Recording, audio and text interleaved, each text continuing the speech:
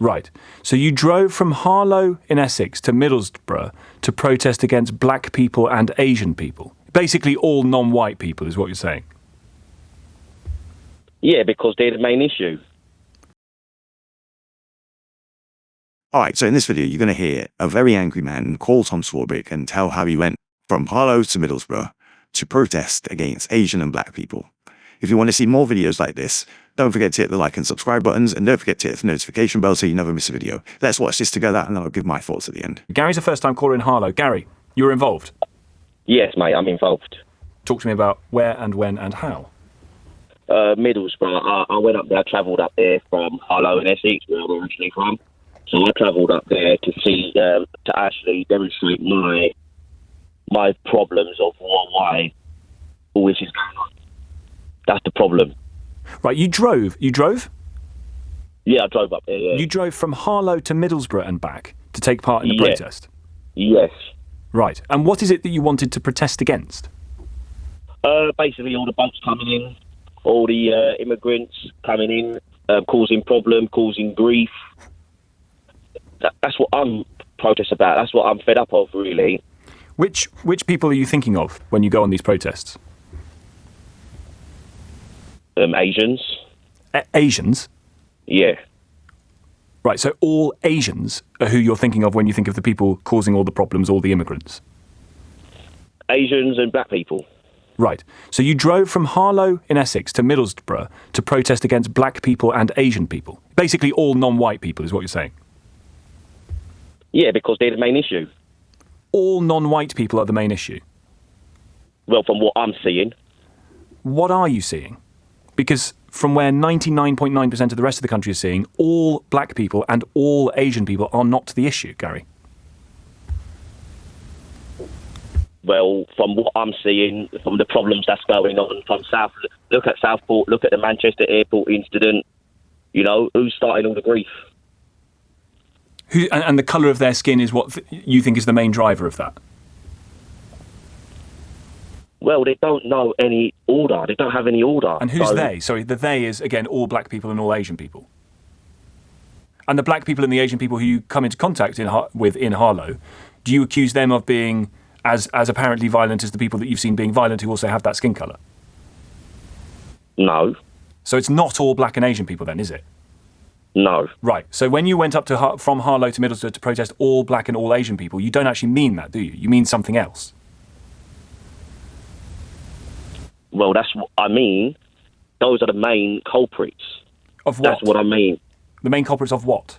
Causing a lot of grief. And there are no white people who have caused a lot of grief? Like, for instance, the people going to protest in some parts of the country like Middlesbrough? Well, they're just protesting their anger. But again, sir, they're also causing a trouble, aren't they? Those white people protesting their anger. They're also burning shops, looting, kicking people's heads in, throwing bricks at the police, aren't they? So are they also causing trouble? Yes. Right. So it's not just that non-white people cause all the trouble. We agree that white people cause trouble too, don't we? Yes, so we do, yeah. What did you drive up from Essex to Middlesbrough to do again? To demonstrate my anger towards what's going on with a lot of the immigration rules. A lot of immigrants are coming in on the boats, and predominantly they're coming in from Middle Eastern Asian countries. But why do you need to make this an issue of skin colour, Gary, when you've just come on the radio to agree that, of course, not all black people cause problems, or all Asian people, and indeed some white people cause problems too? Why do you need to make it about skin colour? I'm not making it about skin colour, but they're projecting the wrong image. You rang up and said the reason you went on this protest is to protest against black people and Asians. All blacks and all Asians is what you said. Well, 95% of them are problematic people. How did you get to 95%, sir? It's been proven statistics. Where? Who? Show me. Tell me. You got in the car and you drove all those hours up to Middlesbrough to go and protest something that you can't evidence, for which there is no evidence to say they're 95% of the problem. Well, this is what I've read. Where? On the internet, I've read it. On the internet, I've read it. And do problem after problem. Do you take what you've read on the internet that 95% of black and Asian people are the problem? You take that as a fact? Well, that's what I think. Yeah. And why do you think that? Because you believe it. Because look at Southport. Look who was the culprit in Southport? Who was the culprit in Manchester? Well, actually, arguably, a culprit in Manchester was a white police officer. No, but who started it? That's the problem. And you know who started it? Yeah, I saw the video. Right. But that's also not proof, is it? Because there might have been a video before the video that you've seen, the conversation of which we're not party to because we weren't there. Gary, let me ask you this. Do you think you were born racist? I'm not racist. Because I think you are, sir, but I don't think you were born racist. I think you've grown into your racism, and your racism has led you to drive, in this case, from Harlow to Middlesbrough, to go and protest at something that is unevidenced and not true. Would you agree is unevidenced and not true? I'm trying to protect England. From who? From the invasion of illegal migrants. Maybe some people don't see that, but I see what's going on. Well, with respect, I think what you see and other people not seeing I think people see what you see but don't come to your conclusions, Gary. There is a problem with small boats arriving. I think that is a problem, and that has to be dealt with, and successive governments have told you to stop the boats. But nobody, Gary, has said that the problem is all black and all Asian people.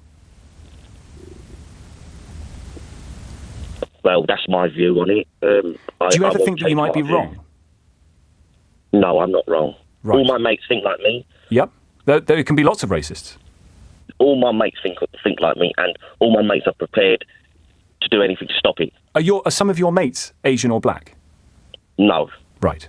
And when you come into contact with various services, the NHS or your dentist or your doctor or whoever, or the person serving you at the till in the shop, and they're not white, do you think they are lawless as others are? I don't know what they're doing. But they're not, are they? I mean, there they are holding down a job. In some cases, there they are attempting to save your life in parts of the NHS. God forbid something awful were to happen to you. You might have a black doctor, a black woman, black man trying to save your life. Would you worry about that? No. So it's not all black people then, is it? No. So why did you make it about race when you went up to Middlesbrough to go and protest? Because, as I told you, what's going on, what happened I made it about that because of Southport and the Manchester incident. You use the colour of their skin to say all black people are therefore a problem. Yeah, because those are the main problems that's out there right now. But you also agree that it's not all black people, don't you? Yeah, but as I said... So how can those two things... I'm going to give this 30 more seconds, Gary, because maybe we're getting somewhere. How can you have two things that are opposite be true at the same time? It is all black people, and it isn't all black people. How can you hold both of those things to be true? Well, either it's one or the other. Which do you think it is? Well, maybe 5% is all right. Maybe 5%. If that. Right. But the other 95% are wrong, mate. And you get to the 95% figure because you read it on the internet? Yes, I did, yeah. Do you think you should be arrested? No, for what reason? Well, what did you get involved in Middlesbrough? You went round charting, you went encouraging people, you were there to facilitate, to help people get their point across by chucking stuff at the police and what have you? No, I had a plasterboard up, that was it. What did your plasterboard say?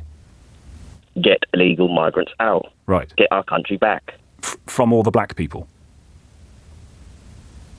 Well, what else is there? What else is there? It's the Asians. It's the people from Africa. Right. Africas. Okay, Gary, I've tried. All right, so we heard Tom dismantle this caller's argument bit by bit. But the real terrifying question isn't how the caller's approach and mentality and logic failed. It's why he believes it so fiercely in the first place, even when it's exposed as total nonsense. To me, this isn't really about race or immigration. It's just the uniform that guys like this put on their anger. This racism is, I'm sure he is actually racist, but I think for lots of these people, it's really just a proxy for a much deeper frustration. People who feel left behind, powerless, no money, potentially, well, very likely. And they're looking for simple, visible targets to blame for a complicated and painful reality. Think about it. When Tom corners him with the logic, what about a black doctor saving your life? The caller doesn't reflect. He just gets flustered and doubles down. Because if he lets go of the racism, he has to confront the real, much scarier sources of his own misery. A community in decline, the lack of opportunity, a political system that has forgotten him, or maybe even his own life choices. It's infinitely easier to blame the boats and migrants and black and brown people, especially when that's constantly being amped up on social media, than it is to face the reality about your own life. Here's evidence for his worldview defining beliefs are ultimately just something he read on the internet. He wasn't looking for truth, he was looking for confirmation. He went searching for a community online that would tell him his anger was righteous, and more importantly, give him a simple target for it. And that's how this poison works. It preys on confusion and misery.